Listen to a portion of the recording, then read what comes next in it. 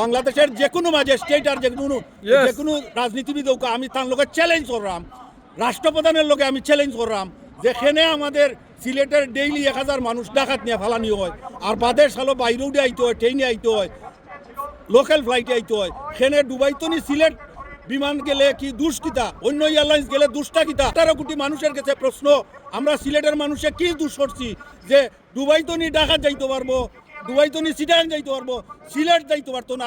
এই আইন কোন মানুষে করছে? যে করছে এই বাংলাদেশের দুশ্মন, সিলেটের দুশ্মন।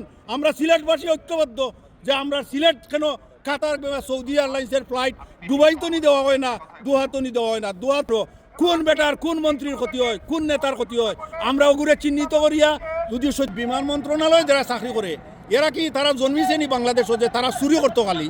তারা এটা কি ভাবে না যে কাতার তনি দুবাই তনি কিবা দোহাতনি প্রত্যেক দিন সিলেটের প্রায় 1000 মানুষ ডাকাত যায়।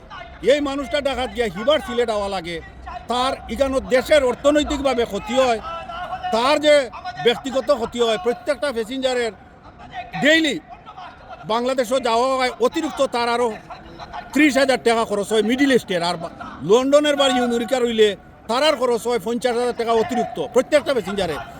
একদিন নাই ডেইলি অন্তত কয়েক কোটি টাকা বাংলাদেশ শিখানো লসর আর পাবলিকের সিলেটের প্রত্যেকটা মানুষের লসর। কিতার লাগে আমার যুক্তি আছে, আপনার তো অনতিবিলম্বে এই সরকারের যে আপনার কাছে আমরা বিনীত অনুরোধ, আর যদি এটা না করেন তা আমরা সিলেটবাসী আল্লাহর কাছে বিচার দিলাম, আপনারা কয় বড় যেন ওইটার বিচার হয়। আমরা এই দাবি করলাম। আর বিমান মন্ত্রণালয় যারা আসেন সেখানে আমরা সিলেটবাসীর লোকে এই বৈষম্য আমরা যদি দুনিয়ায় পাই না, আপনারা কয় বড় যেন এর বিচার হয়। আমরা সিলেটবাসী এই দাবি জানাই। আমরা রেমিটেন্স হইল সিলেটবাসী বাংলাদেশের সকল প্রবাসী তনি সিলেটারা রেমিটেন্স ভাষায় এই গতকালকের নিউজে শুনছি যে 30 বিলিয়ন পাউন্ড গত 8 মাসে প্রবাসী হলতে পাঠাইছে।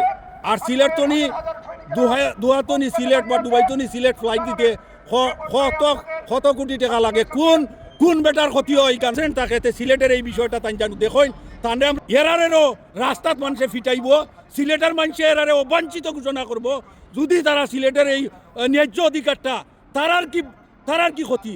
আমরা সিলেটের মানুষে এই প্রবাসী সকলকে অত্যাচার নির্যাতন করার মাধ্যমে ডাকাত গিয়া এই অত্যাচার নির্যাতন তো সিলেটবাসী হিসাবে আমার 1.5 কোটি সিলেটবাসীর পক্ষ তো অনুরোধ জানাইলাম। আর এই মন্ত্রণালয়ের দায়িত্ব নিলে তোর অত শখ কিতা, তুই কিতা বাংলাদেশের কোটি কোটি টাকা মারিয়া তুই কিতা খবরও যাইতে নানি, একদিন খবরও যাইতে নানি কেন? এই প্রবাসী সকলদের রক্তে জড়া এই বাংলাদেশ চলের প্রবাসী সকলদের টেকায় 30 বিলিয়ন পাউন্ডও 6 মাসে প্রবাসী সকলতে দিছে। আর প্রবাসী সকল দেশও গেলে এয়ারপোর্টও গেলে তারার লোকে যে অন্যায় অত্যাচার করে ব্যাগ নেগি নেগি এই ঢাকাই সিলেট এয়ারপোর্টও আর ঢাকা এয়ারপোর্টও যে ঢাকাই তকল বই দিছে অগুন্তরে শাস্তির আওতা আনার লাগি আমি অনুরোধ জানাইলাম। যদি খের ভিতরে ইমান থাকে, মরার ভয় থাকে, এই কথাটা কাজে লাগাইবা যে বাংলাদেশও যে আমরা ইমানদার আছি, আর নাইলে বেঈমান হইয়া মরবাই। আমরা প্রবাসী সকলদের অধিকার তুমি বঞ্চিত করাই খবর আপনার লাগে খালি নাই, এখানে জাহান্নামে যাওয়া লাগবো। আর কিতা কইম, দেশে আইনের শাসন নাই, আমরা খবরে করাম যে আল্লাহ জানু হন তারে ঠিক করেন সাইজ করেন। আমরা প্রবাসী সকলদের লোকে যে অন্যায় অত্যাচার করা ইতারে জানু আল্লাহ খবরও জ্ঞানী সাইজ করুন। ধন্যবাদ সবাইকে। আমি একটু ইমোশনাল লিখেছি, আমার কথায় কষ্ট পাইলে আমি আল্লাহর মাফ চাই। ধন্যবাদ। আসসালামু আলাইকুম।